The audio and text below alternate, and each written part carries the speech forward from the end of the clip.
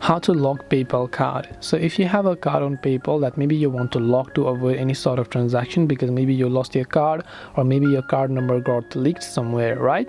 To solve this, basically all we have to do is open the PayPal app, and this is the type of interface that you will be able to see right here.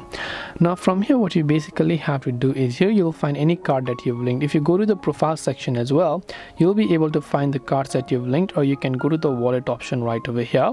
And from here, once you select the card that you have linked, then you'll be able to go ahead and then basically find them, and you'll be able to tap the three dots option, tap on manage card, and then just go ahead and then lock the card from there. This way you'll be able to go ahead and then basically lock your PayPal card. I hope that this video really helped you. If you have got any more questions, queries or doubts, feel free to also leave them down in the comment section below. As always, thank you very much for watching till the end of this tutorial, and see you soon in our next video.